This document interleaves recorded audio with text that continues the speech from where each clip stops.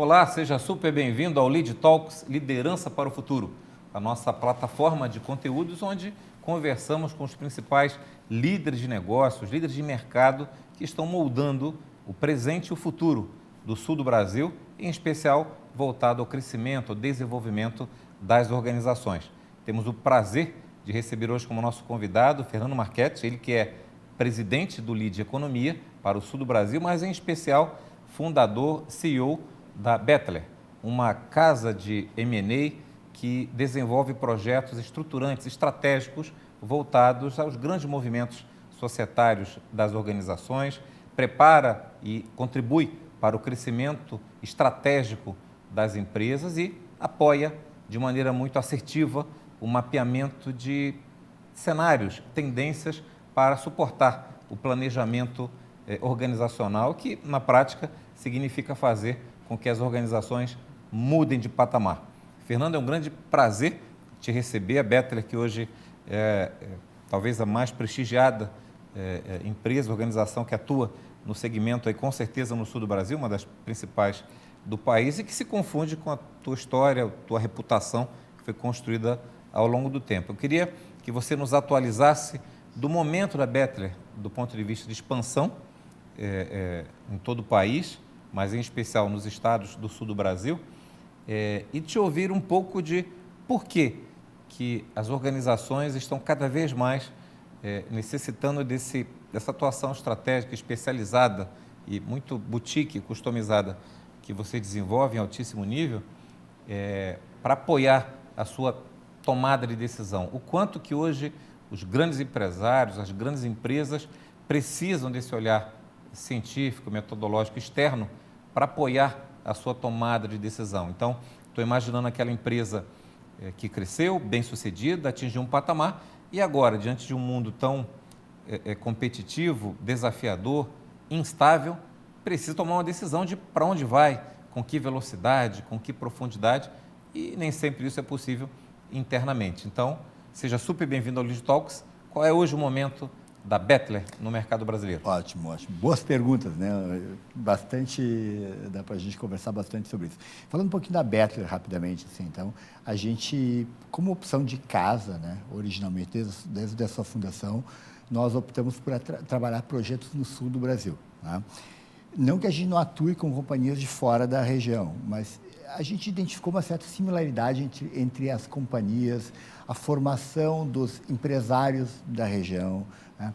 As demandas típicas das empresas dessa região, que ainda a maior parte ainda está passando pelo processo da primeira para a segunda geração. Muitas empresas são de formação familiar, né? Convivem no mercado que é competitivo e muitas vezes assim a companhia ela chega a um estágio onde ela amadurece aqui dentro, é vendida para um estrangeiro, um europeu, um americano, ela não é trafegada para um outro player nacional, é muito comum na região. Né? Então a gente identificou um perfil de empresa da qual a gente achou oportuno trabalhar com. Né? Claro que em alguns projetos a gente acaba comprando para um cliente nosso catarinense ou gaúcho uma companhia do Sudeste, do Nordeste, né? Ou eventualmente a gente está fazendo um projeto para alguma companhia que está no Sudeste, que é onde muitas empresas estão, porque o fundador, o empresário já trabalhou conosco em algum projeto, agora, né, reside lá, está numa companhia do lado de lá. Mas, tipicamente, a casa se posicionou por atuar aqui na região sul. Né? É uma região que tem bastante oportunidade de negócios, principalmente porque eu diria que a gente passou por fases na formação das companhias aqui. Uma primeira grande geração, a gente tem muitas empresas conhecidas, cresceram muito, são muito grandes, assim. Uma outra fatia de empresas de porte médio, que para nível regional são grandes, empresas que faturam alguns bilhões, mas não são companhias gigantes quando a gente olha no porte delas, quando comparado com mesmo outras empresas nacionais, né, ou a nível internacional. Né? E nesse estágio de empresa, nesse tamanho de empresa, que é uma empresa grande, né, a empresa começa a viver dores típicas, né, do crescimento. Né? Essa dor ela é sucessória, às vezes, né, dentro dessa etapa de troca de nem sempre por etária, né? Nem sempre é só o fundador que está saindo, mas eventualmente porque o fundador levou a empresa até determinado patamar, né? Os filhos já estão enxergando as oportunidades dali para frente, né? Então, não necessariamente porque tem a necessidade da troca geracional. Alguns casos, sim, né? É a troca geracional. E a gente tem uma grande realidade, que eu diria que a maior parte das empresas, que não é nenhum desses dois fatores, né? É porque o mercado exige mudança, né? Olha só. O mercado exige mudança. O mercado muda, o consumidor muda, né? Eventualmente a regulação muda e afeta aquele mercado, mas normalmente, por conta das inovações, o consumidor está mudando a forma de ele se relacionar com a empresa, ou ele está demandando coisas diferentes. E aí eu não falo consumidor só ponta final, né? Eventualmente é um B2B, mas aquela empresa tem clientes na sua ponta que demandam uma coisa diferente desta empresa que consome do meu cliente, né? Que é um fornecedor de serviços ou tecnologia, né? Então, essas mudanças que vêm acontecendo, elas exigem uma mudança na companhia, e aí, para abrir um pouco a exposição de onde é que é necessário o trabalho de uma companhia como a Bettler e outras casas que fazem isso, né? Que não é que a empresa não tenha capacidade de ela mesma desenvolver. É que, em muitos casos, é uma ação, uma visão, explorar alguma coisa que, para a companhia, ela está tocando o seu dia a dia, é uma disciplina de confronto, de visão mercadológica, de percepção das mudanças, de entendimento no que o seu consumidor está se movendo, que dentro de casa, às vezes, é uma distração para a atividade do dia a dia. Sendo que, muitas vezes, a mudança é necessária, mas a distração prejudicaria aquilo que é a geração de caixa principal da companhia. Tiraria o foco da operação ali. Exatamente. Então, se tenta contribuir de alguma forma sem onerar a companhia, né? E é o espaço que, em geral, muitas casas como nós ingressamos, assim, né? Eu aproveitaria o teu espaço para destacar assim, que eu vejo uma diferença entre o trabalho que é feito com um objetivo estrutural na companhia de simplesmente um trabalho de uma consultoria, que eventualmente é para um ajuste, uma coisa ou outra, né? Tipicamente, a Bettler entra em projetos mais estruturais, né? A companhia tem realmente uma intenção de crescer num patamar um pouco mais acelerado. Ela tem a intenção de ingressar em algum mercado que ela enxerga como oportunidade, mas às vezes a ferramental não é disponível, as musculaturas da casa não estão todas preparadas para ingressar naquele mercado, para enfrentar uma concorrência naquele mercado. Eventualmente tem uma percepção de que tem coisa mudando, porque a companhia tem tido uma dificuldade de crescer, ela anda de lado, ainda ganhando dinheiro, mas não necessariamente colhendo, assim, o que alguns pares vêm colhendo, ou eventualmente enxergando que ela poderia estar buscando um pouco mais, e, em geral, o ingresso da Bettler se dá um pouco mais nessa atividade um pouco mais estrutural da casa, né? E ele tende a mexer com disciplinas que, em geral, elas são mais profundas de se mexer do que simplesmente uma consultoria em áreas pontuais. A Bettler atua nessa esfera absolutamente estratégica, societária, e esse olhar externo, especializado e com o know-how que vocês adquiriram ao longo do tempo, também contribui para uma visão de mercado menos enviesada por quem está dentro da operação, por mais tino comercial, por mais visão de sucesso que tenha tido até o momento, sempre é mais difícil, porque você é parte de uma transformação do que um olhar independente, técnico e absolutamente profissional, confidencial, como vocês conduzem. Ao longo, Fernando, da história da Bettler, você falou muito de como, muitas vezes, talvez na maioria dos casos, esse impulso de um olhar estratégico de visão de futuro vem por uma pressão de mercado, por um ambiente desafiador, por uma concorrência que cresce. O quanto você percebe que isso acelerou, talvez, nesse pós-pandemia?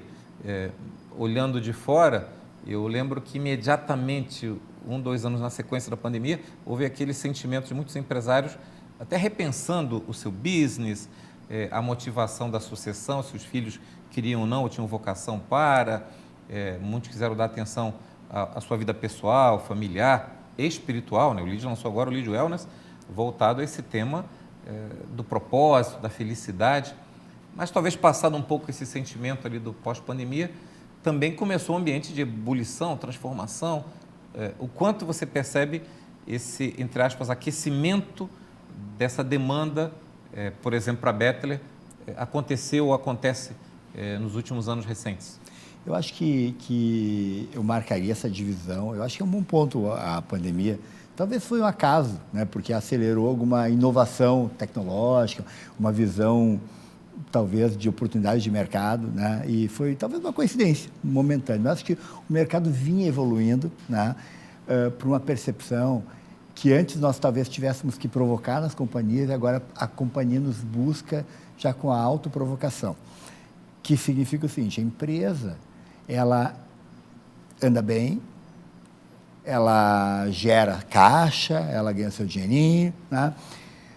E por uma questão societária, por uma questão sucessória, ela conclui que ela poderia avaliar a hipótese de ela ir ao mercado, trazer um sócio, vender a companhia, ou eventualmente se preparar para enfrentar uma concorrência que está mais agressiva.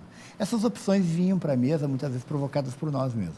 A gente ia numa companhia de maior porte e via que ela estava andando de lado, quando um par dela estava andando muito bem, ou eventualmente ela estava ali com uma discussão sobre o que fazer da companhia porque não tem sucessão, né? Acha que poderia estar aproveitando uma fronteira nova de mercado, não está aproveitando, e a gente provocava uma discussão de vamos olhar estruturalmente se a gente está efetivamente entendendo tudo o que está acontecendo, né? Atuando, aí sim, operacionalmente nas atividades e áreas que podem tracionar e trazer maior valor para o meu negócio, e abrindo sempre a possibilidade de que essa companhia tenha maior valor de mercado. Não necessariamente para que ela vá ao mercado, mas eu sempre costumo provocar o empresário da seguinte forma: ela tem que ter, a companhia dela tem que ter o máximo de valor possível.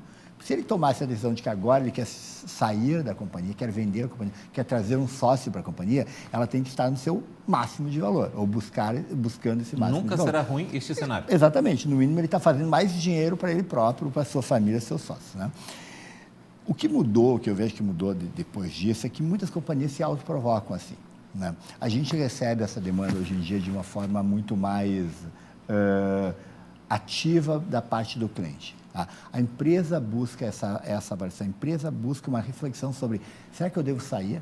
Será que eu devo trazer um sócio para a minha companhia para avançar em determinado mercado? Será que eu devo me desfazer de alguns negócios que muitas companhias familiares, ao longo do tempo, por uma questão lá de que tinham filhos, surgiam oportunidades, um amigo trazia uma oportunidade e vieram abrindo outras fronteiras de negócio. E tem grupos hoje com linhas muito distintas entre o core principal e outras atividades, do ramo financeiro ao industrial, dentro de um grupo empresarial. Eu lembro no caso da fusão Antártica e Brahma, Ambev, quando a Ambev adquire a Budweiser, eu lembro que a Budweiser, líder em cerveja americana, um ícone, né, era dona, por exemplo, do Parque Busch Garden, um parque temático, né? Então, e foi uma das primeiras coisas que fizeram foi se desfazer de uma operação que não retroalimentava o core, né? Exato. Então, essa reflexão, né, a gente hoje em dia não necessariamente tem que provocar, a gente eventualmente vem sendo provocado. Que eu acho que essa mudança, sim, se deu pós-pandemia, talvez por uma coincidência, né? Talvez porque acelerou-se aí um amadurecimento do próprio questionamento do negócio. Mas a verdade é que essas têm sido as fronteiras de atuação da Bettler. O caso em que a companhia reflete, num primeiro momento, o que fazer para aumentar o seu valor, seja para ir ao mercado, seja para trazer um sócio para que lhe permita ingressar em algum mercado onde o seu competidor já ingressou, né? Seja para se desfazer de algum negócio ali dentro para poder investir no seu negócio principal, né? Ou, eventualmente, realmente porque a concorrência está machucando, né? O cliente perdeu um pouco da atratividade do interesse pelo seu negócio e o que fazer para eventualmente recuperar isso, né?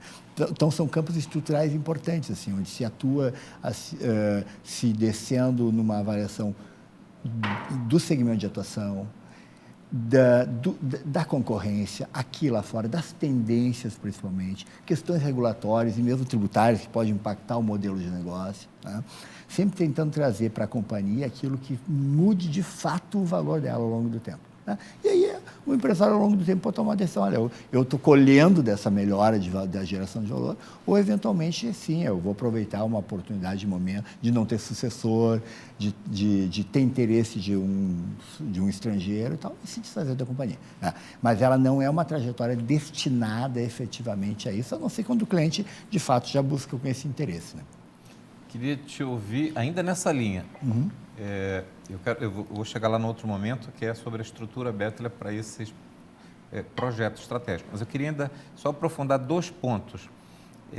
O quanto que o ambiente digital e os novos desafios digitais têm sido um elemento das empresas procurarem, por exemplo, a Bettler, inseguras de para onde eu vou. Ou seja, estou imaginando uma empresa típica,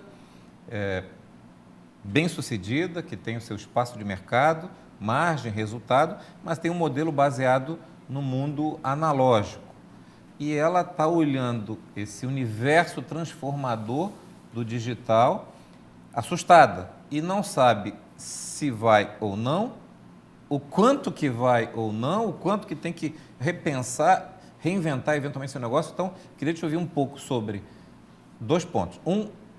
O quanto que o digital está ajudando a pressionar essa maior procura, né, das empresas pela Bettler.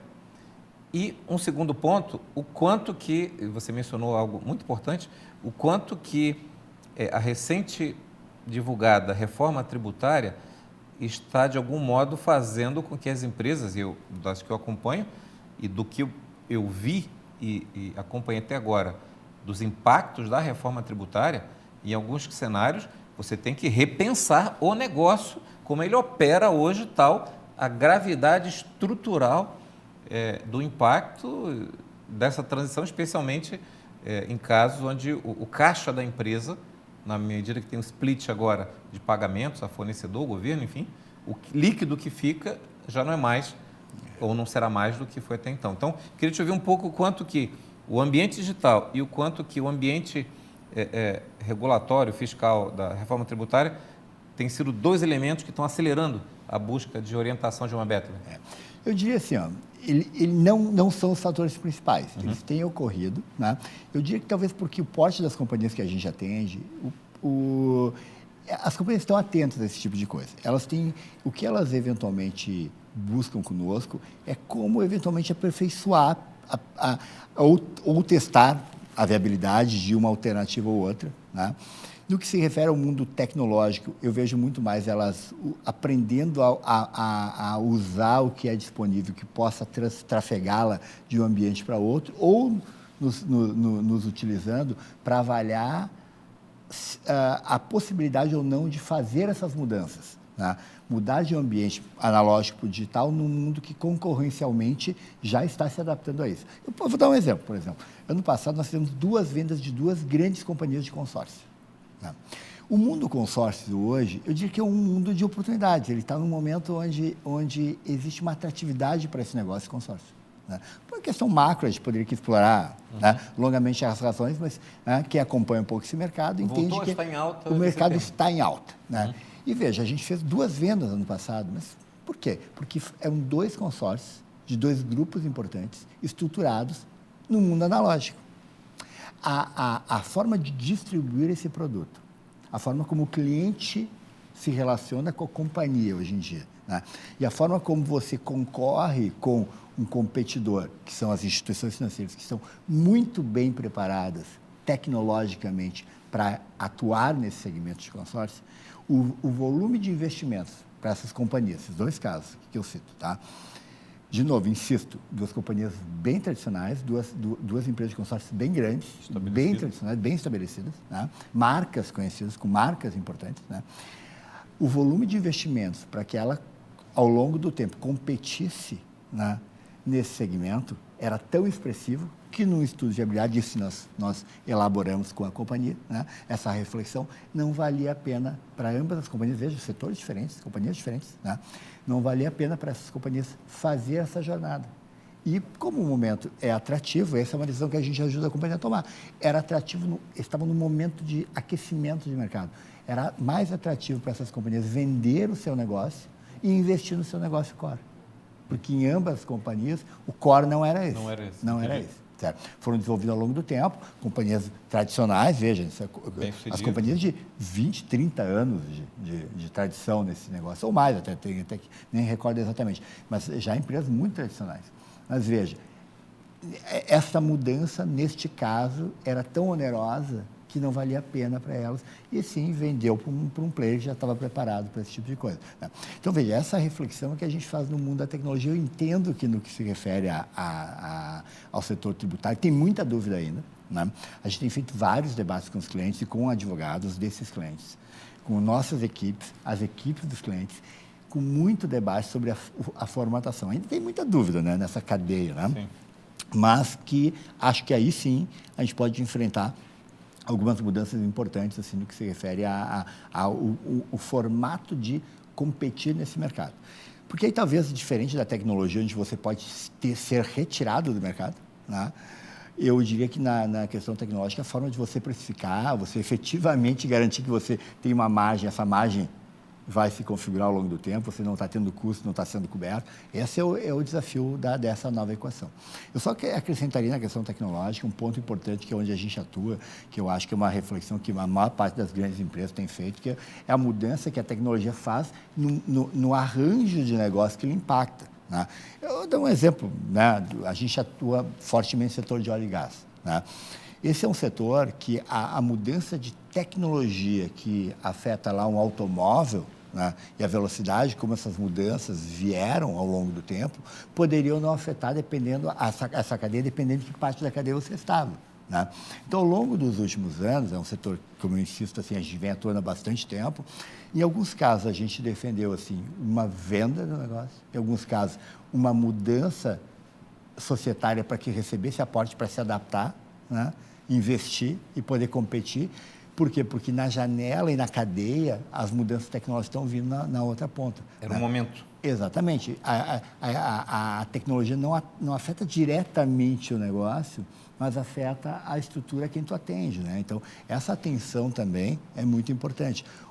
Alguns setores vêm passando por essas mudanças, que a tecnologia vem afetando o arranjo, né, de negócio. É muito comum, né, citar exemplos, por exemplo, o varejo típico, né? Então, você tem um varejo onde o seu produto ele é um produto que facilmente vai para a plataforma eletrônica, o seu cliente é ainda físico somente. Aqui está muito clara que a mudança não é só como ele se prepara para atender o digital, é que tem uma mudança do hábito do consumidor que rapidamente a gente tem que estar adaptado. Agora, se o seu produto é um produto que ainda o indivíduo opta ainda, né, firmemente por ir à loja fisicamente, né, essa adaptação te requer uma velocidade distinta da outra, né? Então, essa percepção a gente ajuda muito na discussão com a empresa, nessa reflexão dentro da companhia, né? Bom, em todos esses casos, o ativo mais relevante da Betler, naturalmente, é o seu ativo intelectual, é o seu ativo de know-how. Então, eu queria que você discorresse aí brevemente um pouco do que é essa equipe, do que é essa estrutura da Betler, formada por economistas, pesquisadores, cientistas de dados, analistas de mercado. Eu sei e acompanho alguns depoimentos de clientes estratégicos e parceiros de vocês, pós movimentações que vocês apoiaram, relatando o denso e técnico trabalho, muitas vezes superior ao que a própria empresa tinha a respeito de si própria, né? Então, caminhando aí para essa finalização nossa de uma série de outros momentos que a gente vai ter, eu queria te ouvir, Fernando, sobre que equipe é essa, né? O que está à disposição dessas grandes corporações, mas também, acredito, empresas do chamado middle market, né? A gente tem no sul do Brasil empresas, vamos chamar assim, 200, né? 50 a 200 milhões ano, que são empresas em grande expansão, já com problemas grandes, mas ainda com uma estrutura com muitas oportunidades. enxuta, muitos caminhos por trilharem. Exato. Algumas que frequentam o LEAD, onde eu vejo claramente serão empresas de 1 bi nos seus mercados de atuação nos próximos 5, 10 anos, né? Líderes e protagonistas de seus mercados. O que a Bettler disponibiliza como metodologia e como ativo para Perfeito. essas organizações? É uma ótima pergunta. Ninguém costuma perguntar isso, Delton. Uma pergunta muito inteligente. Porque, na prática, assim, a casa foi formada por ex-executivos. Esse era um princípio meu quando fundei a companhia, né? Que a gente tivesse pessoas que intelectualmente fossem muito bem formadas, era um pouco da característica do profissional que eu buscava, né? Então, que tivesse uma boa formação intelectual, assim, formação acadêmica, mas executivas, né? Eu não queria só pesquisador que nunca teve que tomar uma decisão prática numa mesa de uma diretoria que impactasse muita gente e muito dinheiro. Tá? Então, desde a formação do primeiro time, do time base, o conceito é que esse profissional tivesse sido executivo. Experimentado de mercado. Exatamente, para que ele pudesse ter a percepção da dor que está lá no cliente no momento de uma decisão, no momento de uma avaliação de investimento, no momento de um conflito, né, dentro da companhia sobre temas diversos, assim, sobretudo quando esses temas concorrência, consumidor, novos mercados vêm para a mesa, é muito comum isso, né? E a tomada de decisão sobre investimentos é bem comum isso. Então, era importante ter esse perfil. Mas dali para frente, né, o que a gente optou? Por ter um time com essa característica que tu já citou muito bem, né? Com uma diversidade técnica muito forte. Então, a gente tem um time de economistas e pesquisadores, equipe muito bem formada, uma área de tecnologia forte, que trabalha com dados e o uso de novas tecnologias. Então, eu diria que já, desde que a casa foi formada, né, quase 8 anos agora, a gente vem mudando os usos de tecnologias na área que usa tecnologias para atender os clientes, né? Então, uma área de dados bem forte, que se aproxima do que existe o papel dela é pesquisar o que tem de mais moderno para dispor para o cliente, né? Por quê? Porque no uso lá na hora de desenvolver um trabalho que é mais sofisticado em termos de completude lá dentro da companhia, é preciso que não só a gente consiga utilizar para tratar um dado da companhia, para poder desenvolver um modelo novo para a companhia, mas também para dizer para ela que existe aquilo e ela pode usar determinadas novas tecnologias em áreas que hoje custam muito para ela, né? E que são eventualmente caras e que ainda são muito analógicas, tá? Então, a gente tenta usar um pouco para isso. Mas a gente tem um trabalho de formação de gente, né? Acho que esse é talvez o que faz a gente conseguir um extrato melhor ao final disso. A gente tem um processo de seleção bastante rígido, né?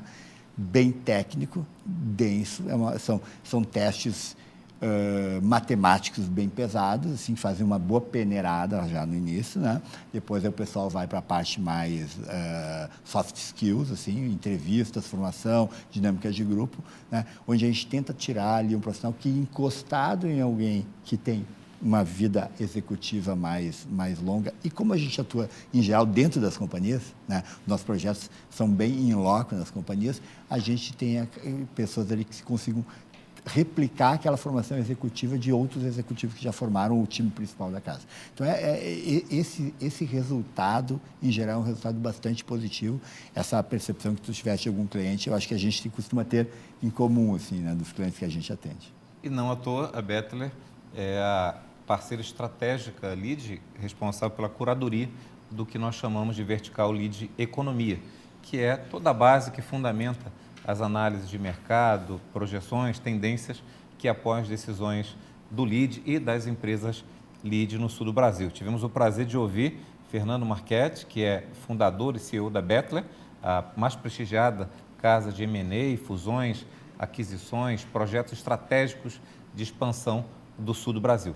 Acompanhe esse conteúdo em todas as plataformas do LEAD e também do Sistema Catarinense de Comunicação, tanto no portal digital SC10, quanto em teasers, através da televisão aberta pelo canal do SBT do Estado de Santa Catarina. LEAD, liderança para o futuro. Quem é líder, participa.